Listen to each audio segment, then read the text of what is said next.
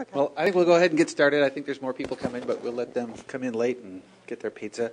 It's my pleasure to introduce Dr. Tiffany Veinot. She's from the University of Michigan, where she runs the Community Health Informatics Lab, and she's an assistant professor of information and of health behavior and health education, so some stuff that's really interesting to all of us.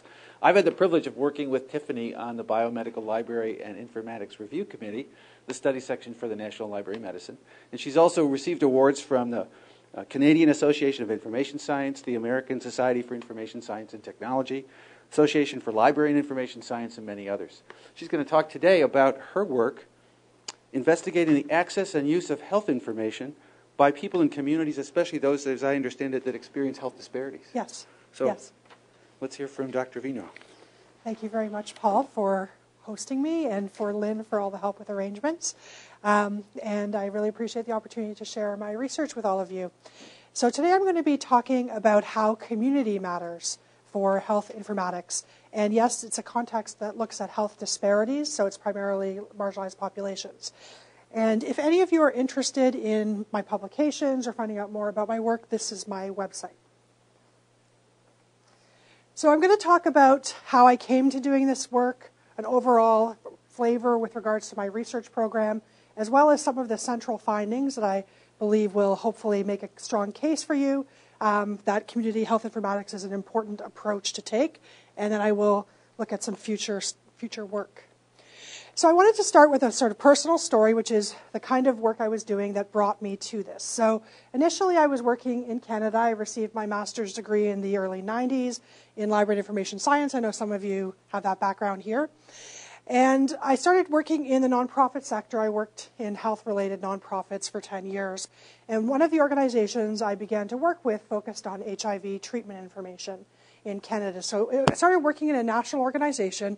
And one of the things that's important to know about this organization is that it came out of a specific fact related to health disparities, which is that in Canada and many other Western countries, the burden of HIV has really been disproportionately affecting men who have sex with men, so gay and bisexual men, as well as people who don't identify as such but are at risk.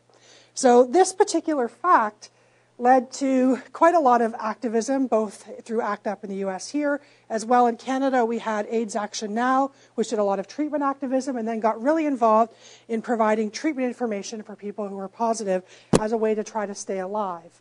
And they started an approach that focused on peer-based treatment information exchange, and ultimately this organization then became a nonprofit that was very successful and ultimately received national funding to offer their services across Canada. And when I started working there, there were a number of services that were offered. There was telephone treatment information counseling. We had consumer-oriented publications for people with HIV. We had books in libraries. And we also had a website. That's what it looked like in the 90s. It looks a lot different now. And so I started working in this organization as Director of Information Services, so I was handling website, library, and a number of other related things, just the general technology side of the organization. But one of the things that started to happen around the time that I started working in 2000 was that the demographics of the disease started to change. The disease started to disproportionately affect, in terms of new infections, Aboriginal populations, new immigrants, injection drug users. There was a whole group of people that were now being affected by the disease. And they were rather annoyed with Katie, which was the name of the organization that I worked at. When I started it was in a lot of turmoil with trying to figure out how are we going to serve these new populations that have very different needs from the people who started it. As an organization. So this question of how are we going to adapt in order to meet our new audiences became something that the organization was really struggling with. And that's something that I really kind of took on through my work. And at that time, I really started to look at this general problem of challenges of reach and impact with regards to health information services and technologies. So many of you probably know there's still a proportion of people who don't use the internet in the U.S., still 1 in 5, around 20%. Most health informatics applications that are focused on consumers have shown differential adoption amongst African Americans. Often that's over and above internet access differentials. We've also seen the work in public health shows a lot of work that health communication programs typically are less effective for people with low SES backgrounds. So typically there are groups of people that are not being reached. And it actually goes back to the mid-20th century. There was a study in 1949 that showed that libraries were being used only by a small proportion of people. And typically it's the same demographic factors over and over that are affecting things: race, disability, geography, SES. And SES meaning socioeconomic status. So then I came to the US and I started to look at these issues in a US context. And here again we see there's significant racial disparities with regards to new HIV infections. As well, people are dying faster with HIV, as these data show, who are African American. So we see more infections and people not doing as well once they have it.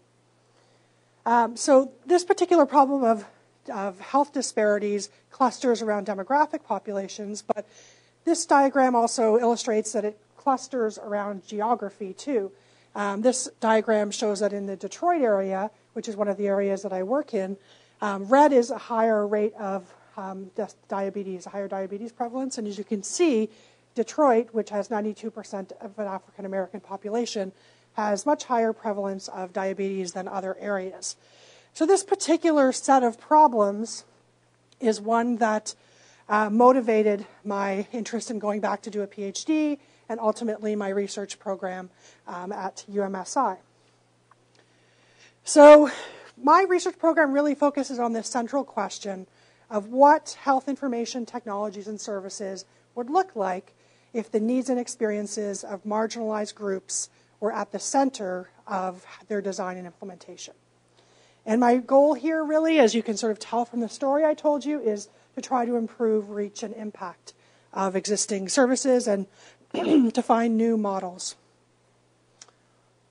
So I've been working on several sort of research streams. I'm going to primarily speak about number one today, which relates to community-oriented factors that affect access to and use of health information. So just so I can ground us, what do I mean when I'm saying community? I'm using a sociological definition going back to Max Weber's work in the 1920s. He talks about the idea of belonging as a sort of center of the idea of community. So I'm working with the core idea of belonging. And the sociological work and work in anthropology, geography, etc., political science all show that there are multiple ways that this belonging can be produced. It can be produced by geographic proximity, by institutions that create things like regional boundaries. It can be created by interactions. It can be created by affective bonds, sometimes more than one thing at a time. But there are multiple ways that community may be established. And in my interests, I'm interested in this multiplicity of community forms. And just to sort of point something out, I'm typically doing research at a mezzo level of social organization, and by that I mean it's in between the micro level of the individual and the macro level of whole societies, economies, etc. And the mezzo level includes things like community, family, network, organization as a unit of analysis. So the way that I've approached my research to try to address this question is to look at a number of different kinds of groups or communities, and also to look at a range of different health issues, and also to participate in community-based research strategies. So a lot of my work is done in partnership with nonprofit organizations, public health organizations, healthcare providers, libraries, a whole range of stakeholders. So if you take away one thing from today, the central point that I'm hoping you will take away is that this talk is a call to community health informatics as an approach to research and to practice. And what do I mean by that? I'm going to work through that today, and why is it important? So I'm going to talk about some findings across multiple studies, and I will talk about the central sort of claims I'm making here. So across several studies, I have looked at this issue of communities having different information environments and relatedly different access to information related to health. And so I'm going to talk to you about a positive example here, which is in a high prevalence community, gaining more access to information through involvement in that community. So first I'll talk about the young men study. This was a project that was done with young men who have sex with men. I'm going to just say MSM as our definition. And looking at HIV, this project began through an effort to try to promote HIV testing in this group. So this was the question that we started out with, whether gay community involvement, and that's not necessarily identity, but it's how much you're actually in touch with other gay people, how much you are in touch with institutions, going to events, things like that. And we did a web survey as well as qualitative research that was looking at people who had high community involvement in southeastern Michigan. And just to give you an idea of how I was measuring community involvement, these are some of the items.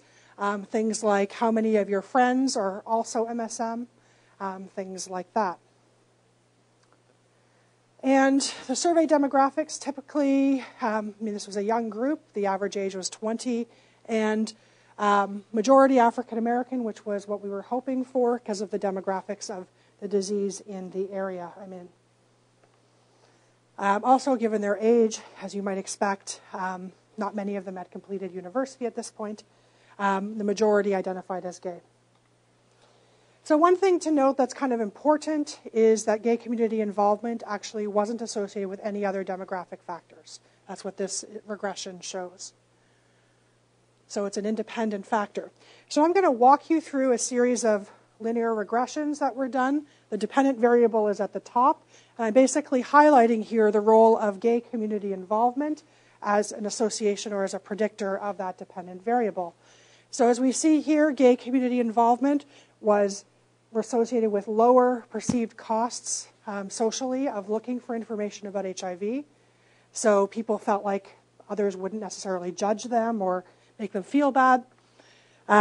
This variable is network expertise accessibility. This is about having people in your social network that you can talk to about the disease and that you feel like are knowledgeable about it.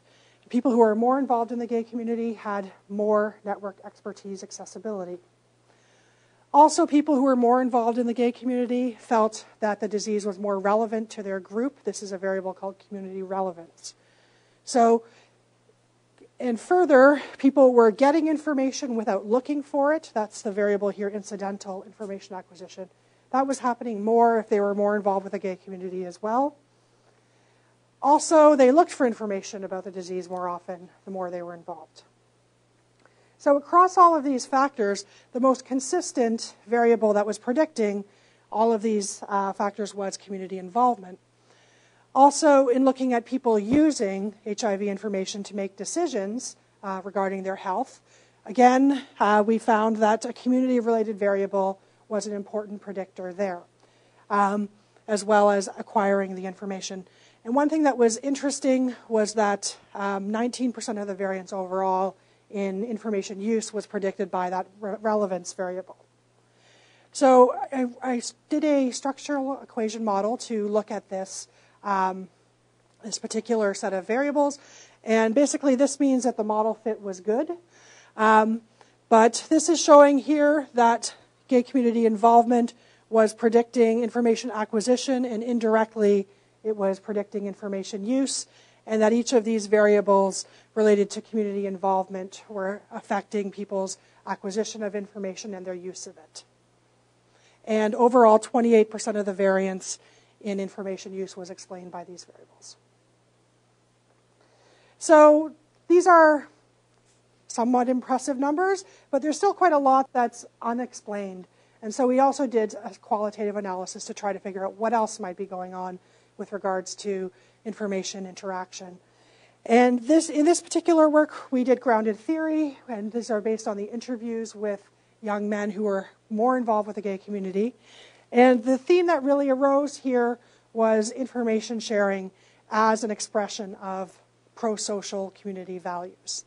And so here we see people talking about the community involvement as being a really important thing for them in terms of pro-social action. And for some people, there was even a sense that informing other people was an important expression of their community belonging. So those were the conditions, and these were some of the things that they were doing in order to try to share information with others. Things like referring people to try to get them to do HIV testing, trying to encourage others to be safe, disseminating messages, and organizing events for other people in their community. And in terms of consequences, there was a fair bit that we could see in terms of potential links to other kinds of information interaction. I think probably the thing that's the most interesting to me was this idea of information use, that people felt like once they were trying to educate others about HIV, that made them feel like they needed to align their own behavior with what they were suggesting for others. So from my point of view, this is an interesting potential area to look at in terms of ways of promoting behavior changes to promote helping others. So in summary here, I have shown that community involvement affects how much people get information about HIV and also how much they use it, and it appears to have a relationship with how much they share it. And I've identified 3 theoretical mediators that potentially could be areas for community-level intervention. They are social costs of information seeking, network expertise accessibility, and community relevance. So next, I'm going to talk about what makes environments information rich, and talk about this as a way of intervening in the informatics area. So I've introduced 3 categories here that are drawn from fieldwork in dialysis clinics. So this was the eKidney project. And here we're asking the question about basically what are the characteristics of this information world. But one of the things that we really found out was that people saw the dialysis clinic as a very information-rich environment. It was a place where they could find out anything they might want to know. And in some ways, they barely even needed to ask for anything because it was already there. So here we were trying to then look at, well, what is it that's making this environment be that for people? Why are people finding it to be information rich for them? And how is that something that we might be able to understand in order to leverage? So this was based on ethnographic observation in 3 dialysis clinics in Michigan. We were in a rural clinic, a suburban clinic, and an urban clinic. And we also did in-depth interviews with people at each clinic, and we sampled them based on how they were behaving in the clinic. So just to give you an idea, I guess probably many of you know what dialysis is like, but people typically are sitting in chairs. They're separated by a mechanical kidney. That's what the kidney looks like, and that is blood going through the tubes there. And so people really, they come and they sit in a really big room, and there's a whole bunch of patients who are all together simultaneously. So as you probably can imagine, people find dialysis to be an extremely challenging experience, very uncomfortable physically, very constraining in terms of the schedule because they need to go there 3 times a week for 4 hours at a time. And for those of you familiar with information science literature, I was initially looking at this through the framework of Elfriede Chapman's Life in the Round theory, but found that it wasn't sufficient to really explain everything that we were seeing. And so that's where these categories came from. So first is this idea of ambience. So information environments this is my contention, is that information environments become rich when there is information around that people can engage with in a variety of different ways depending on their particular needs. And so one of the ways is through routinization, so having treatment routines that involve provision of information and on a cyclical basis, opportunities to ask questions, etc. But also there was a kind of social component. So for those of you who are familiar with Irving Goffman's work in sociology, there were certain kinds of interaction rituals that we saw between people over time, things like daily greetings, waiting room small talk, and these became kind of rote types of or genres of interaction by which people learned about the disease through the experience of others. Also, there was a fair bit, as I mentioned, people are coming together, they're all being treated together. That's pretty unusual. And so there was quite a bit of learning through informal observation and through imitation of various kinds. So things like learning from how to tolerate dialysis for 4 hours. So what do other people do? How can I learn from that? And the use of humor was an important thing that was role modeled as a way to make things tolerable. Also, there is a lot of trial and error, so people are having a repeated experience that they're learning from. And here, for example, this is somebody learning how to prevent cramping through the process of dialysis. So that's ambience. So you have a number of things about the environment and the way things function, that in the availability of knowledgeable people who have similar experiences, and you can engage with it in a range of ways. Then this concept is alignment. And this is really about people who have shared experiences or challenges coming together. And this is a concept that is present in a lot of the peer-based interactions that we see in the health arena. But the kind of shared challenge that people really were focused on in this environment was how they were going to make dialysis tolerable. And so they produced a kind of local information that met their needs, that they shared with one another, that really focused on that question of how are we going to find a way to go on and make this tolerable. So there's a concept I'm introducing now, which is experiential information, which was at the core of this alignment idea. And so for those of you who've done any kind of work with patient peer-based organizations, you might have sort of come across the work that shows that peer-based interaction is extremely helpful for patients. And some of the reasons why, I would contend, based on this and other studies I've done, is because of the availability of experiential information. And experiential information includes practical strategies, which often are not things that are instructed in a healthcare setting.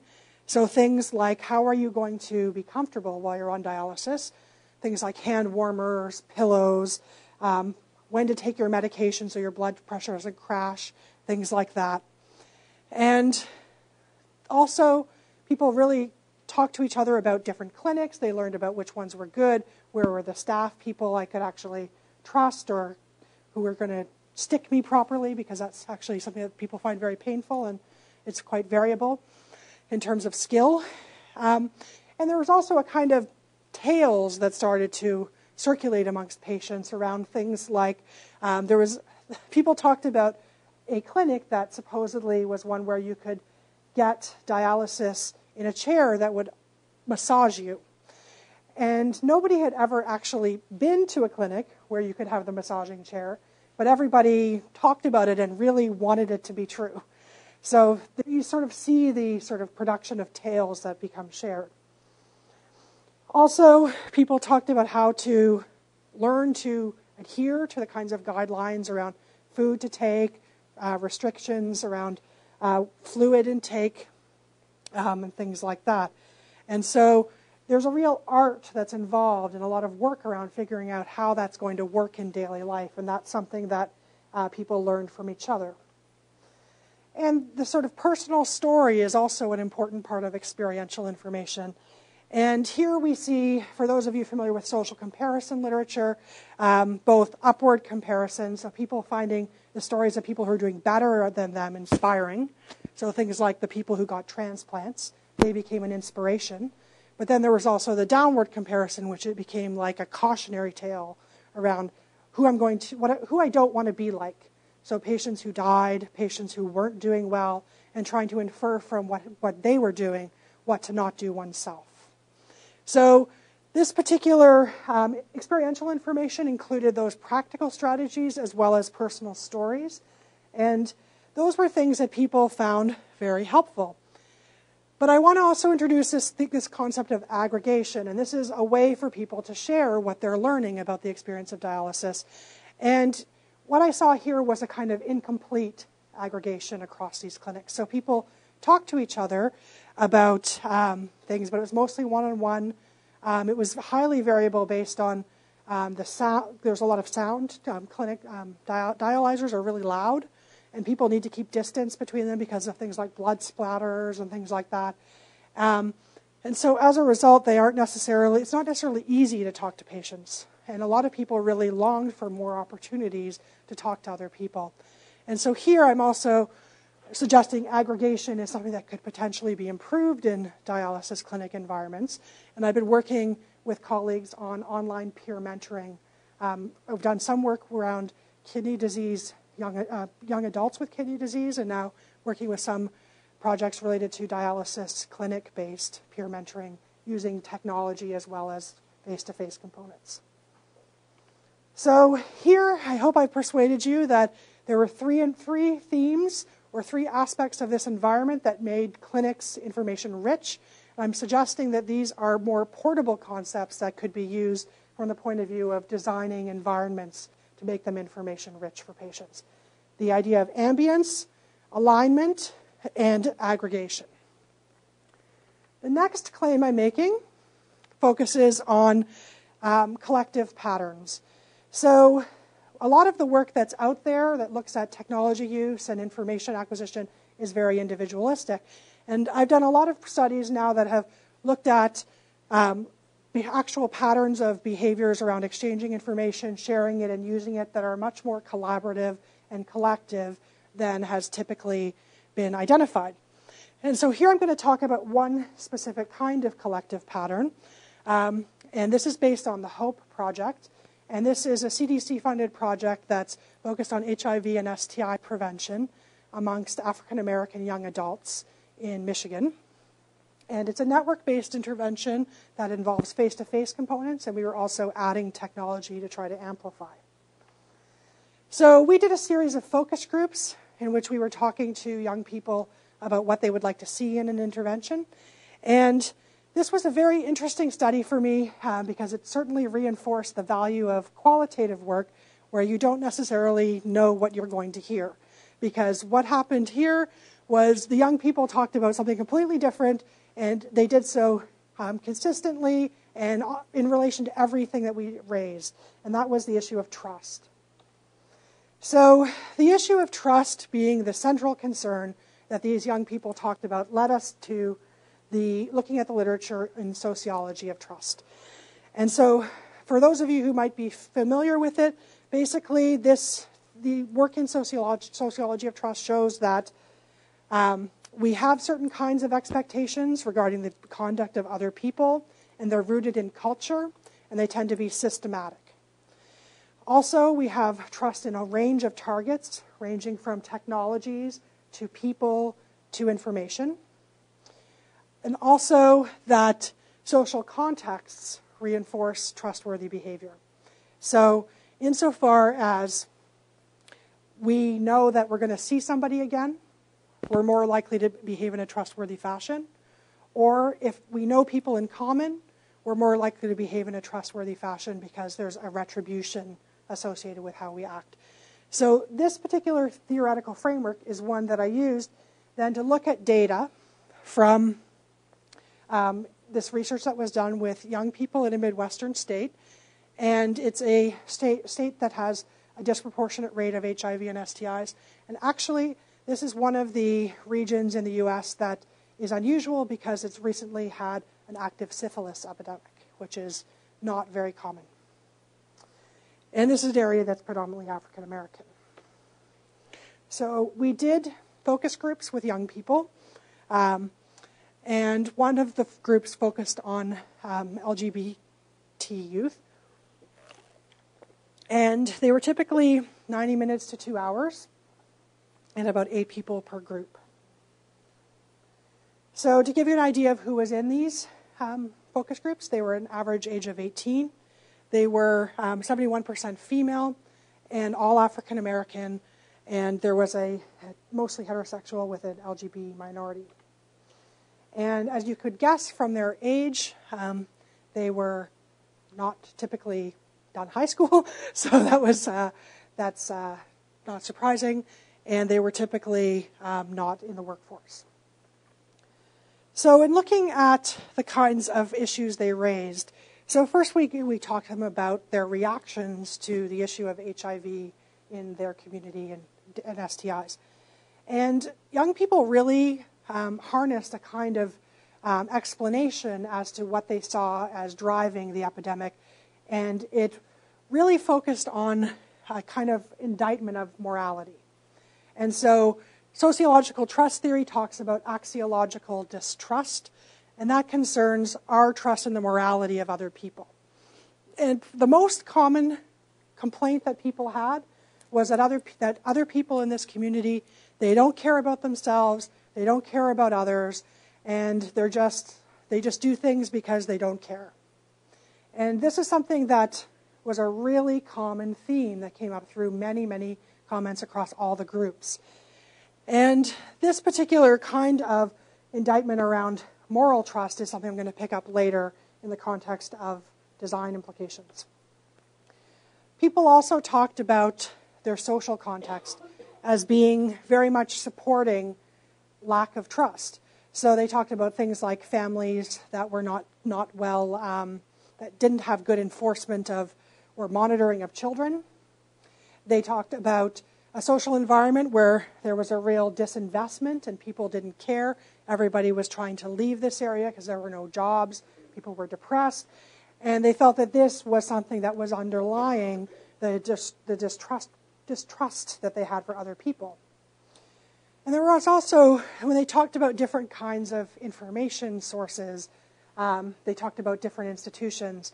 And one of the things that is probably not surprising if you've had any experience working with African Americans is that there was a real distrust of the CDC and government and its lack of action and response to the needs of African Americans. There's really good reasons, you probably all know about the Tuskegee experiments and things like that, which were actually run by the forerunner of the CDC.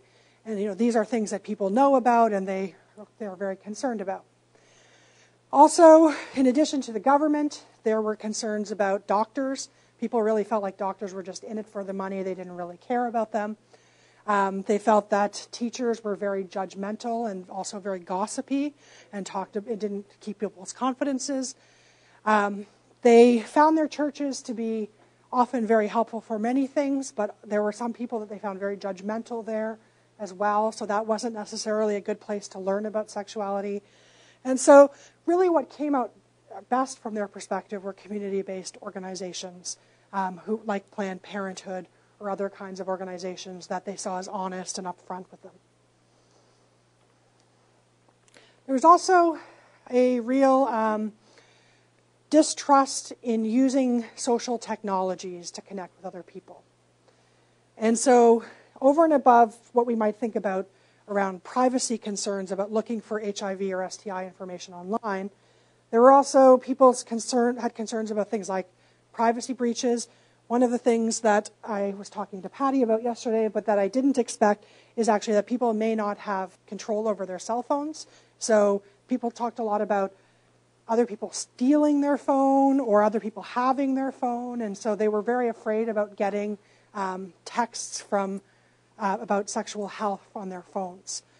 They really saw the internet as a place where there was just a lot of gossip that was very negative, a lot of it around sexuality and HIV, STI, or related rumors, and people did a lot of fighting online around allegations of infidelity and things like that. So people were not very comfortable with the idea of doing a lot of interacting with other people online related to sexuality. And this was something that I found disturbing. There was also, in addition to not trusting information technologies and as a way to interact with others, there were concerns around prevention technologies. And so one of the things so many of you might know that there was a kind of sexual health education that was really promoted in the Bush era that many of these young people grew up with, which was the abstinence only until marriage programs. And these young people were receiving sex education frequently that actually was really emphasizing the failures of condoms rather than their successes. And they were actually they were learning, as in this quote here, that it was actually, they wouldn't work. So they didn't necessarily trust condoms. They also, and this around HIV tests, I would say, was a lot of confusion around the idea of a window period. How long is a test accurate? Will people, how will people go out and become infected immediately after their test? How long are the results real? That kind of thing. So some people did trust in these things, but there was a current of distrust around these technologies too. And then with regards to information, there is a real kind of concern about official information through public health channels, et cetera, about how HIV is transmitted. And so, as you can see, this is a quote from somebody who's not believing that touching hands will not transmit HIV. And the sociology of rumor tells us that in situations where official information is not trusted, that's when rumors go rampant. And this is something that we saw here in this community, where people were talking about people who were supposedly spreading the disease deliberately. People were concerned about trying to identify the apartment building where people had STIs. There was a lot of kind of trying to protect yourself through the idea of avoiding certain people, which makes a lot of sense when you think about the fact that they aren't trusting in technologies that could potentially help them, like condoms. So what do you do then? Well, I guess you avoid somebody you think is going to be a threat to you. So I'm hoping that based on this, I have shown you that trust is something that can be systematic and collective in nature, that it's really important when we're thinking about designing interventions of certain types. This is an HIV example. But I think we need to think seriously about trust as a system of collective meaning that affects the success of what we do with regards to informatics applications, and also to think about the carryover of trust between different levels, as sociological trust theory talks about. And that's in that system of meaning, it suggests that our institutional origins as intervention providers would be very important to the trust of potential users. And I've also argued here that trusting is a collective pattern, and that further underlines my case that for community health informatics. The last point I wanted to make was that we often think about our interventions as serving a patient. But as many of you know already, that a lot of the care that people get is happening outside of healthcare settings. And in fact, people spend the majority of their lives outside of healthcare. And we kind of make an assumption, or at least I know I did, and many of my colleagues did, that there are going to be supportive interactions with families. Caregivers come along to appointments, they're going to be helpful. It's all going to, we can sort of assume that it's going to be there and it's going to be supportive. We can almost black box it and we don't need to think about it. But my work has suggested that health information interactions in families can be related to or associated with very contentious and antagonistic interactions. And so here I'm talking about work from the Families, Illness, and Information Project, and here I'm looking at family networks. And the question is to look at the kinds of information activities families are engaging in. The methods were to sample families, so I'm following families, 32 families. I sampled patients. If any of you are from the VA, you might be interested to know that a number of our patients were recruited from the VA. So we sampled patients, and then they brought their family members in to the study. And they're defining what their family is, so we didn't set that out for them. And we are following them over a 2-year period. So there's 5 contacts with these people over a 2-year period. We've been doing individual interviews with them, as well as a modification of focus groups called family group interviewing, as well as doing surveys and network data, gathering that over time. And one step also involves home tours, which looks at how people are managing health information in collaboration at home. And these are the methods that we are using for analysis. So there were 32 families, and they're half people with diabetes in their families and half people with HIV in their families. And a little more than half were whiter European American, but a good chunk were African American as well. And as you can see, the population is a little bit younger amongst people with HIV versus those with diabetes. And that reflects the demographics of the disease. As well, the gender balance was reversed. So more men in the HIV group and more women in the diabetes group. And about a quarter of our folks had high school education or less.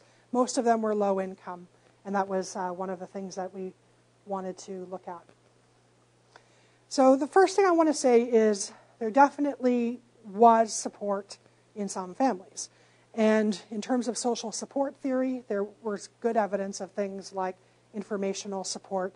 And some of the kinds of interactions that were involved in that included things like forwarding emails about new science to try to get somebody else to feel hopeful about their disease, helping people achieve their goals, and things like that.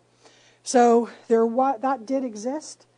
But there were also negative family responses to illness. This is some of the responses around HIV. There were more negative responses there than in the diabetes group, as you might expect.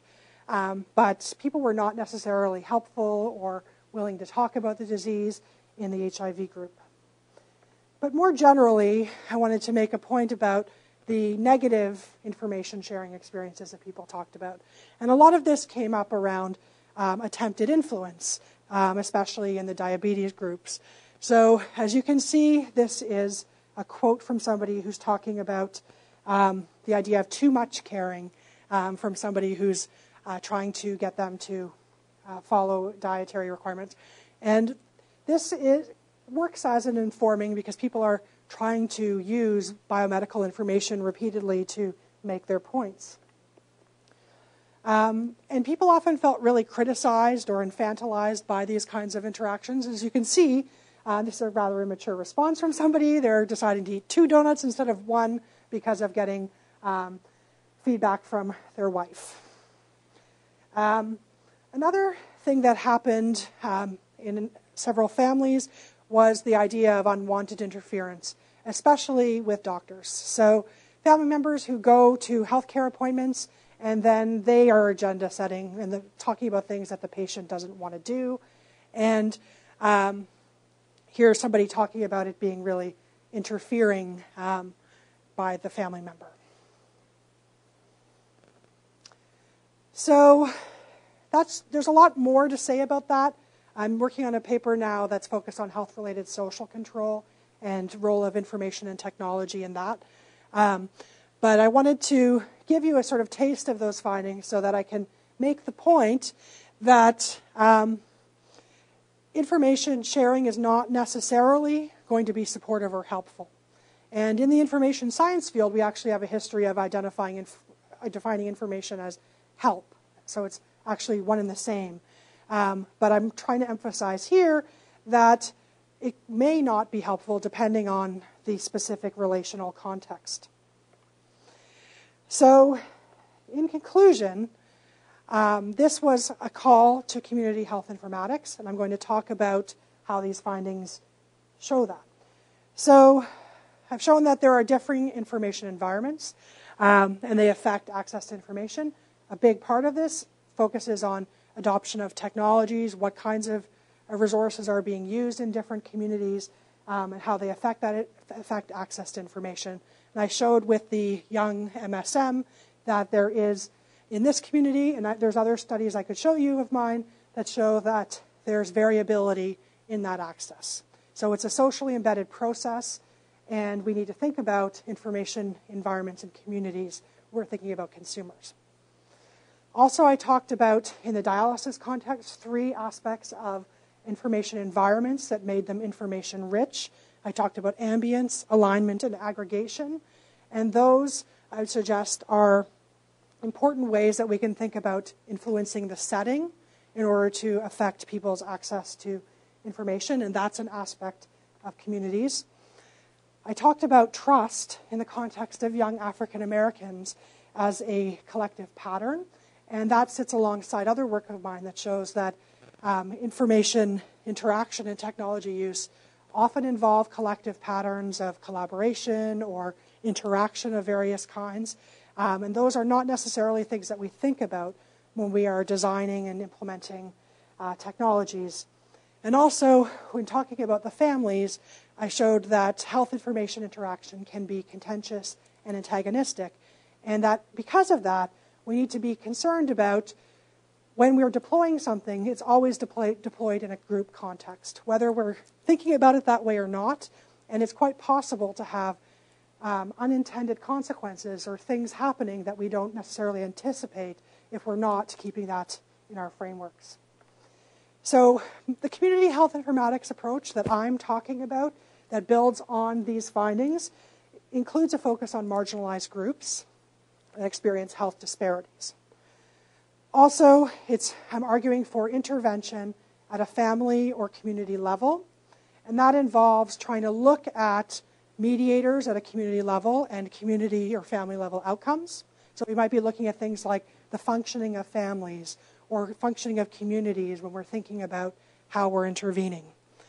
Also, we need to think about those unintended consequences, and that's only possible when we start to think about a group level intervention. Also, I've talked about building information-rich environments as a potential strategy for trying to create settings that people can use to gain the information and support they need. Also, when I was talking about the young men, I identified 3 community-level mediators that can potentially be an area for influence in informatics interventions: social costs, network expertise, and community relevance. And I talked about trust, and in a paper that's forthcoming in JAMIA, which talks about the African American youth, I've introduced a concept called trust-centered design. And I can talk about this in more depth, but this is intended to be a systematic process that operationalizes the idea that at the center, to build trust in an intervention, we need to systematically be thinking about trust as a multiple level phenomenon, looking at individuals, groups, technologies, and institutions, and that it maps onto our intervention strategy, including user needs and intervention objectives, to functional specifications, and to interaction design. There are specific recommendations in this that are really about my specific context of HIV interventions amongst young African Americans. So the specifics might change depending on a user group or a disease context, but this general approach is one that I'm advocating as a way of working with marginalized groups, especially young African Americans. And specifically in the context of HIV, I've been looking at the implications of that trust-centered design for certain recommendations, like having your intervention connect to an offline world and connecting to institutions that are more likely to be trusted, like community-based organizations. Looking at the issue, so if you recall their concerns about morality of others, trying to use technology as a way to allow young people who are motivated to aggregate their experiences with regards to using condoms or other HIV and STI prevention work, and through that to be able to communicate norms, so to allow them to more explicitly communicate norms. And also for people who wish to use technology to try to promote a kind of group accountability. So people who want to make certain commitments to others, or couples that want to talk about their arrangements with others, they can do so on a particular online intervention. And then also thinking about technology as a tool for collective action for people who are motivated to act around health issues. Okay, so in terms of future work, I just wanted to highlight a few areas I'm continuing to work in. One is trying to map the connection between information use and exposure to health behaviors. And I have a paper forthcoming about that in JSIST. Also, I'm looking at trying to continue to build that theoretical basis for community and family level informatics interventions. And also, I'm increasingly moving into a more interventional style of research. We're trying to instantiate some of these insights in actual interventions and evaluating them. And there's several ongoing projects that are doing this. Okay. So just to conclude now, I told you how I came to this work and made the case that this is an underlying substantial problem that we have in the informatics and information services fields related to reaching marginalized communities. I talked to you about my general research program, which focuses on that question of what health information technologies and services would look like if marginalized groups and their needs and experiences were at the center of design and implementation. And I've shown you through a series of findings some of the things that we miss out on if we don't think about community and family level issues, especially in disparity populations. And I've started to answer that question about what systems, technologies, and services would look like by looking at the concept of community and family level interventions, theoretical mediators, trust-centered design, and design of information-rich environments. And I talked to you about where my work is going, and I hope that I have persuasively made the case to you that community health informatics is an important approach to be thinking about, especially when working with marginalized communities. And I hope you will hear this call and be motivated in your own work to follow that and make calls of your own. Thanks very much. And I open to questions. Any questions for Dr. Veinot? Joan. So thank you. That was really fascinating. I was intrigued by your mention of the family group interviews that sounded like something between focus groups and individual interviews. Could you tell us more about them? Sure. So it is an adaptation of a focus group methodology. So focus groups typically work on the assumption that people don't necessarily know each other beforehand. So here, we make the assumption that they do, and they're being asked to comment on their group interactions. So the kinds of questions they answer are things about their experience as a family, and it gets them to reflect on their group interactions. And it also, one of the nice things about it is it actually lets us see the interactions between people, because sooner or later they kind of forget we're there, and then we get to actually see the things we hear about in individual interviews. And so it can be very informative about what those family interactions are like. So. And you get to know people really well when you're following them for 2 years and see them 5 times and know all their family members too. So that's generally the method. I also used a whole family methodology, which is adapted from nursing, which involves individual interviews with all the members of a family to talk about the family group. And so I've used that at the beginning and end, and the family group interviews in the middle.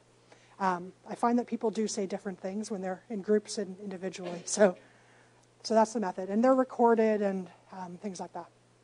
Okay.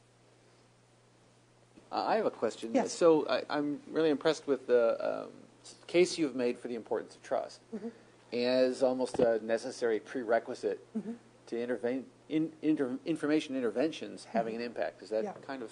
Yes. So given that trust is so deeply embedded and sort of has so much history and time to it, I mean, the Tuskegee Institute is just one thing. There's the whole Henrietta Lacks story and all that kind of stuff. So can we use our technologies to develop, improve, inculcate trust, or are we just kind of at the mercy of whatever trust relationships exist, and then the tools get used in whatever ways? You saw some ways that tools are actually used in harmful ways. So can we improve trust with our information technology, or do we just have to use it in places where trust exists? Okay. It's a great question.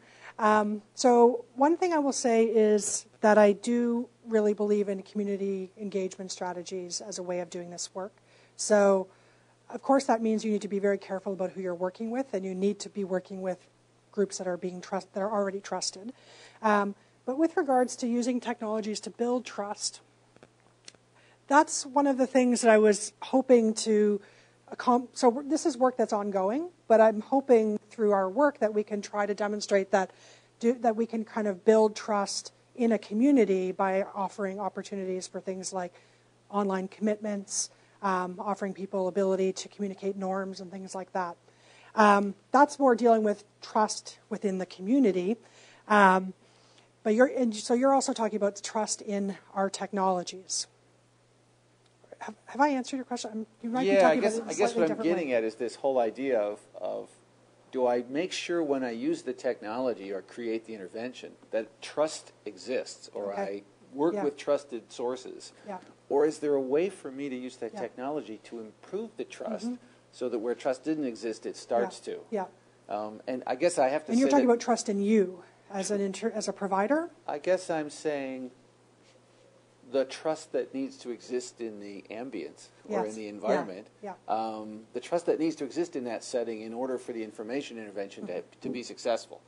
If I'm passing this information about sexually transmitted diseases and folks don't trust the technology or the source or the message, then they're not going to follow it. So do I need to find places where trust exists or use other mechanisms to get trust to exist? Or can technology help us with trust as opposed to hurt it? Yeah. And I would say that I think it can, but I think it probably would need to be part of an iterative process. So, for example, if you use technologies in a participatory fashion, then people are more are designing them in a participatory fashion. I mean, I think some of those insights from HCI are really valuable here because if people are contributing to their design, they feel more ownership in it, and they're more likely to trust it because it reflects what they want it to. So I think that you can work, the way you deploy technologies and the kind of social intervention surrounding it is one way that our technologies could help us because it's kind of the impetus for new kinds of interactions. As far as interactions with providers, So if they listened to me about the design, then maybe they're trustworthy and I should listen to them about something else as opposed to the design just sort of came out of the blue. Yeah. And I think that, I mean, another thing around trust is I've learned it takes a lot of time. And I mean, I have one of the projects that I just flashed up here, which is enhancing the community health information infrastructure. That's in Inkster, Northwest Detroit, and Flint, which are all urban African-American, heavily high diabetes rates communities in Michigan. And here I've been working with them for 2 years on trying to figure out what we're going to do. And so sometimes unfortunately our grant mechanisms sometimes are not all that helpful in allowing us to, because often we need to move really fast. But trust does take time. And also community presence, I think, is an important aspect of trust. So if you're there for the rough times as well as the good times in a community, that can go a long way to building trust. So are you going there to help them with their fundraising events or, does somebody come over for dinner once in a while? Like things like that where you're actually getting to know people and you're, one thing that I end up doing, which I didn't expect, but it makes perfect sense, is I actually do a fair bit of mentoring with people in these communities who want to pursue academic careers. So I end up being the person they know in the academy who they can call and they feel comfortable, and I become the person who kind of acts as a bridge for them. So I guess what I'm saying is there are a lot of different things that we can do as interveners, and some of it's not easy, and I think we need funding mechanisms to help us build partnerships, to help us fund nonprofits to actually work with us, because often our funding mechanisms don't allow for that. Yes. Deanne? In e-commerce, they use consumer ratings as a basis for trust. Has anybody tried doing that with health information? So that's one thing that I'm suggesting here is doing. People are very interested in the idea of things like rating of condoms, rating of sexual health-related behaviors, and things like that. So that's something that I think there's room for, and that's a new application I've been suggesting. With regards to rating health information per se, I haven't really seen that application at this point. But I mean, in a sense, it's somewhat embedded in things like Amazon, where you're rating books and stuff like that. But yeah. Okay. Well, thanks, Dr. Veinot, for a Thank wonderful you. presentation. Thank you. And I have cards if anybody wants them.